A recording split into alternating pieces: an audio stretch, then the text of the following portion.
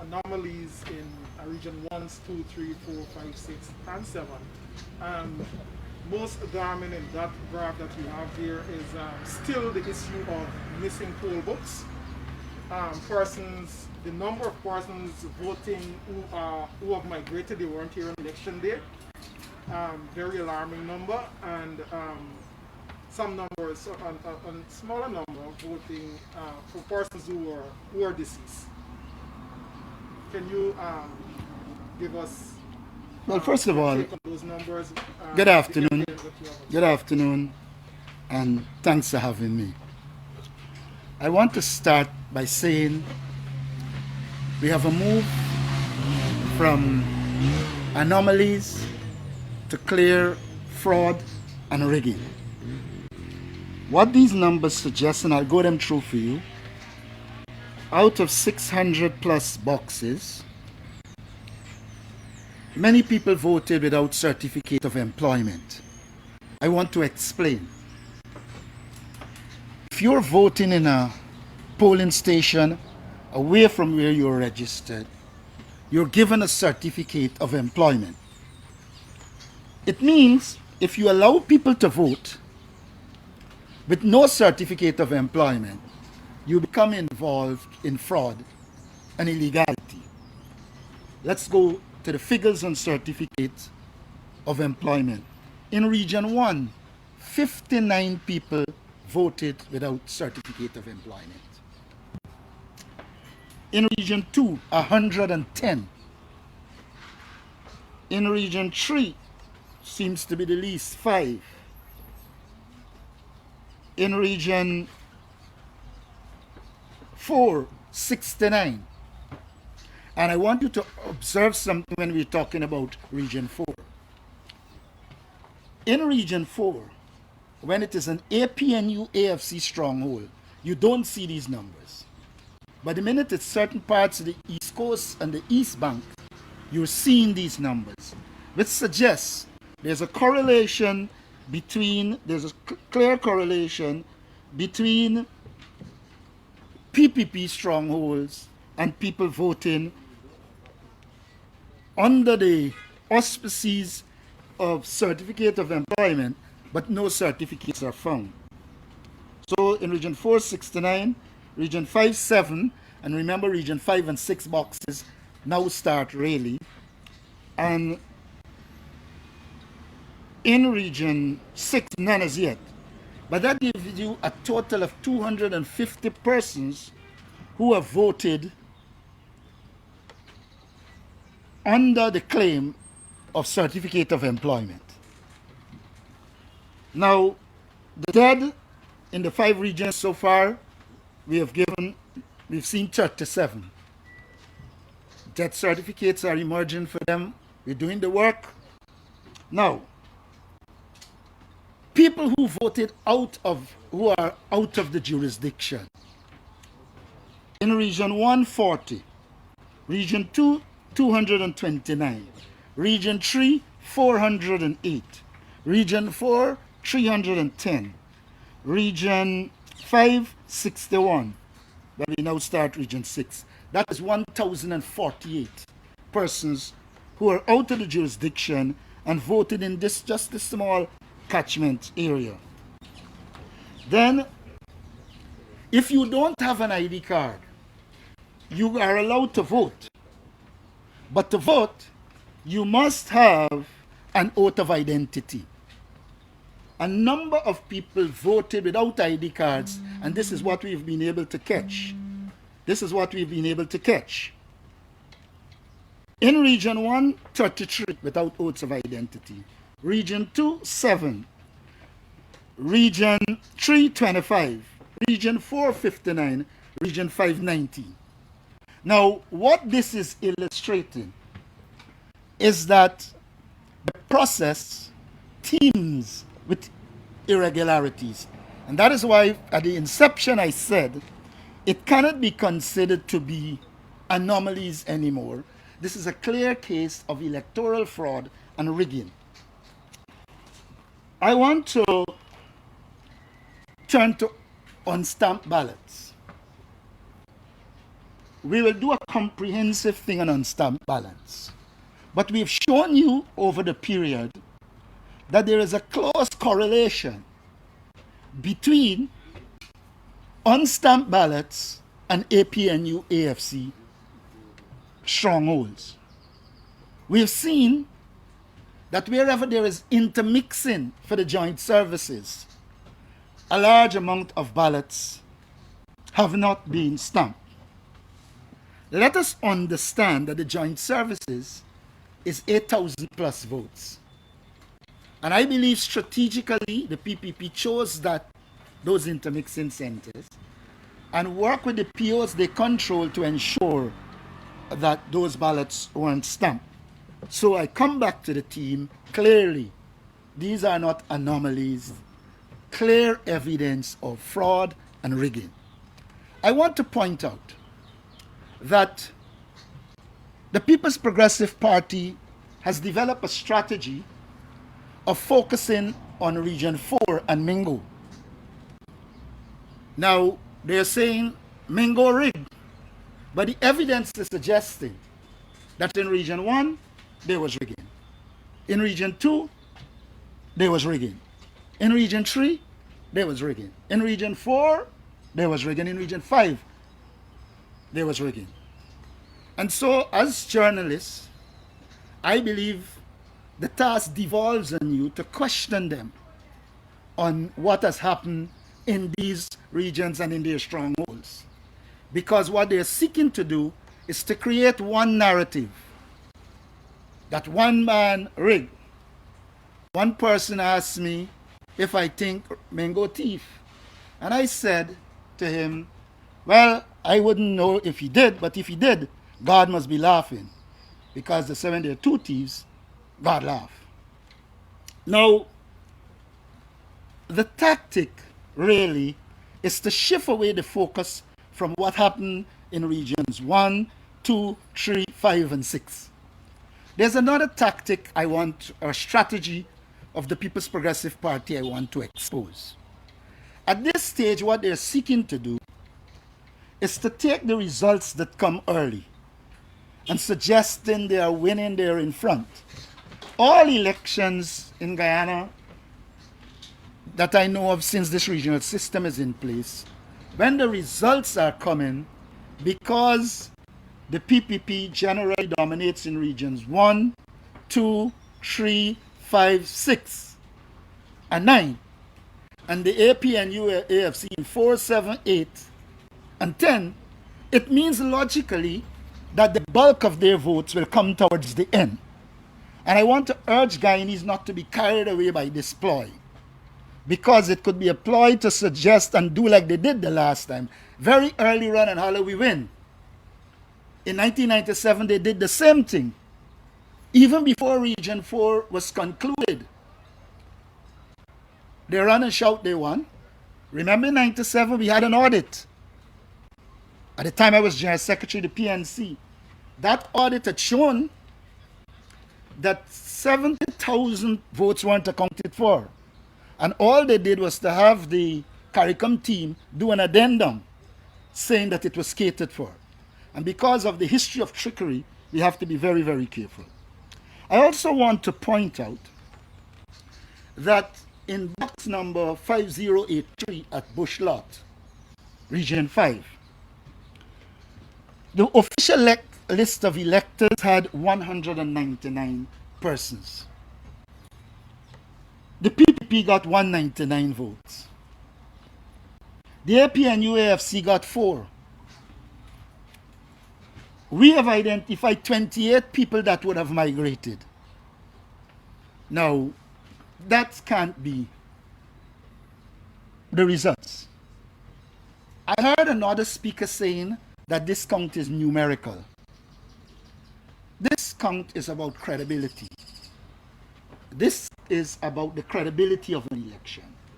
An election cannot be credible if it is filled with illegalities, if it is filled with fraud. And so to talk about this being a numbers game, yes, there are numbers to be counted, but there are also numbers to be deducted for illegalities. In this numbers game, we would have lost a lot of votes because we didn't stamp the joint services votes. So we want to make it very, very clear that we don't see this as a numbers game. We see it as a recount that is aimed at getting the actualities of what occurred in the elections, and then for the Elections Commission to determine whether it is credible or it is questionable. In our opinion, what we have seen so far is a process that is questionable and its credibility is in question. Mr. Norton, on that same note, I'll take you up on that question. What do you then envisage after this process, if it's a credibility issue and GECOM agrees with your party that it is a credibility issue? Should the president then, if you won the election as declared, should be sworn in on an election process that is deemed not credible? I would say the thing to do is not to run too far ahead of the process. Let the process take its course. Once it takes its course, under the order, GECOM has to do its assessment. And let us wait the position of GECOM, and then we can take it from there. You would have seen the statement by the chairman of the GECOM, retired Justice Claudette Singh, where she said, "He who asserts must prove." I understand it's a legal concept, and when the time comes for proof, it will be there. We have already produced some of the evidence, but this is like a court. And if it is like a court, we expect that at some time we'll be expected to produce the evidence. I think she was saying now, if you look at the process, you have the observations. The observations are being placed in the observation report. The time will come, I believe, when we have to now look at these observations, provide what evidence exists, and then finally allow GECOM to determine what the position is. So I see nothing wrong with the statement. I see a statement that is made. I know that I'm part of a political party that prepares, and when the time comes, we will be ready to establish that a lot of the persons would have migrated. The PPP has developed another tactic. They are choosing people who they think and just have them saying they're alive or they were here. We have produced some death certificates. Until now, they haven't brought any one of those for whom a death certificate is to establish that they're alive. So I want to warn the Guyanese against the tactic they are using. They are choosing names and people randomly and saying they are alive. It bears no correlation to what we are doing on the inside. And so I urge Guyanese not to be carried away. They said some man alive and we said he dead. But they haven't produced the number we give, etc., and said in there that this man is dead. So we understand the strategy. The strategy is to discredit the list of the dead and to discredit the list of the migrants. But the evidence is there. Mr. Norton, what does this false claim about the Barbies couple say about the... I didn't hear that. The false claim about the Barbies couple who was You arrived at the party meet. No, I want to know before I answer. Because as far as I know, we give numbers. Wait a minute. We give the numbers. Let me explain to you how this process occurs. When this process, when you're in there and you're going through it, we will call the serial number, say 99. If they said 99 vote, we say according to our records, 99 is up. And then it appeared. You can say that the person wrote. That was provided to us by a list of 5 or 6 individuals. And 2 By whom? By the party itself. By the AP and UFC, saying the names of the people we give were out of the country. I will be a little cautious I can be a little cautious for people who have migrated. Well, And this person spoke out to Kaiser News and to other media houses saying that they were here on elections day and they voted and they doubled up. I'm not saying that they didn't say that. What I'm saying, I don't know that any evidence was provided that inside there we asked for that.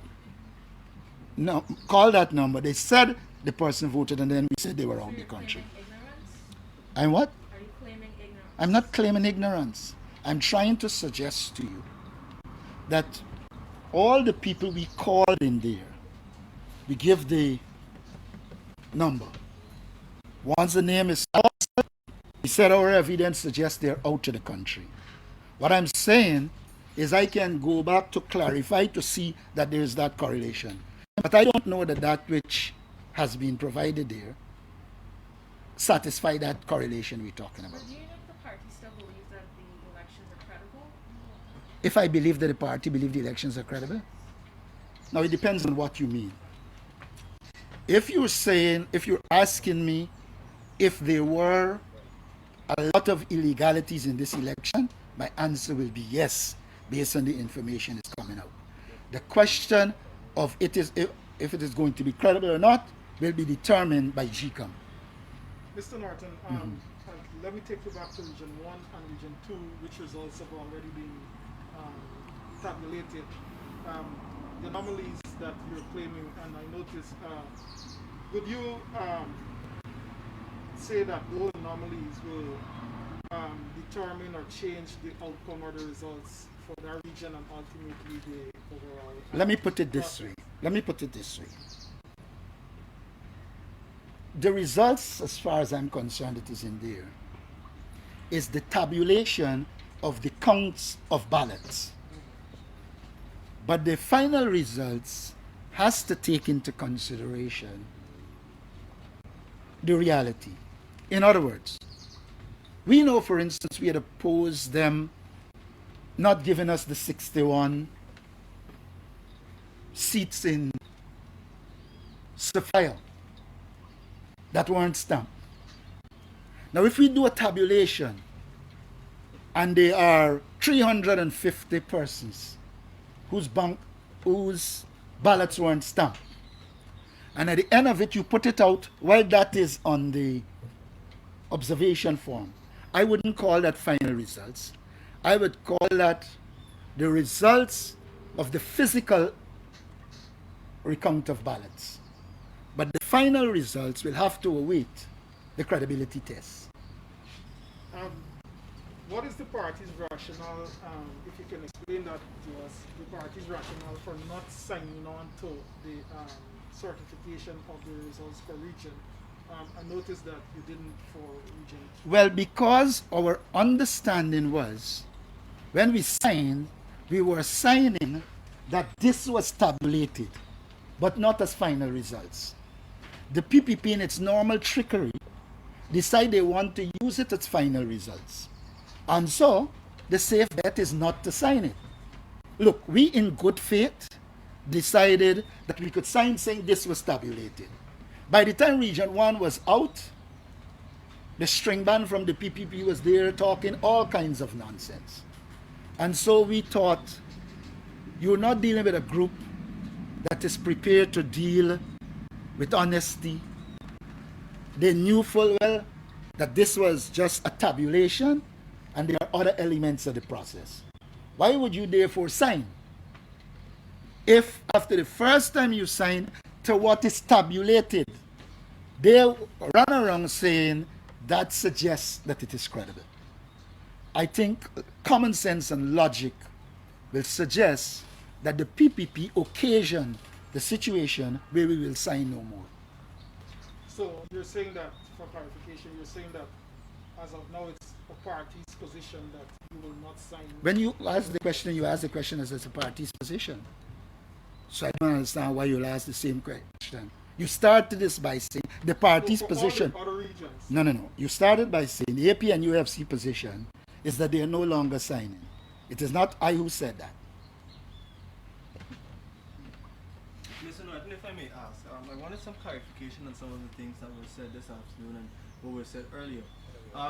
based on the numbers that you've presented to us, approximately 1,000 and something people didn't vote without certificates of employment and stuff like that.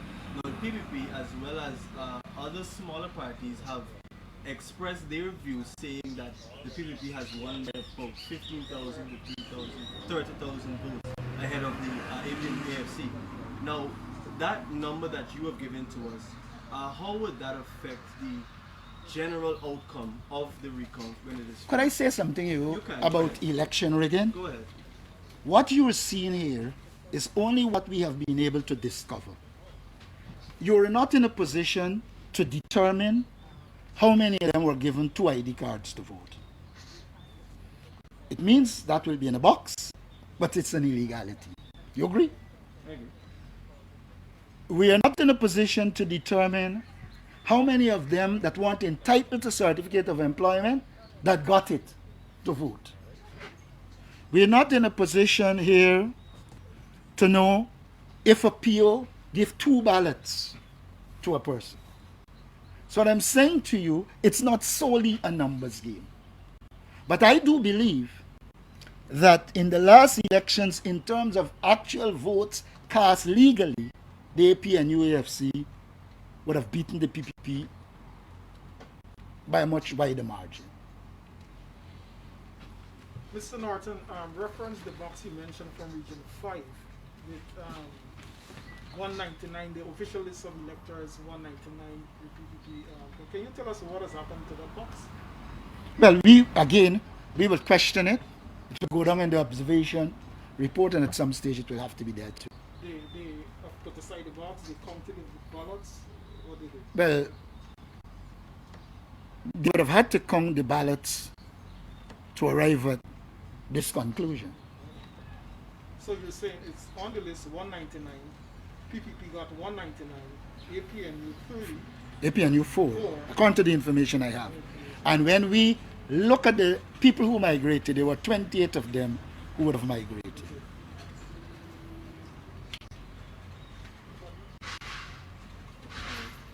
Thank you very much. Thanks for having me.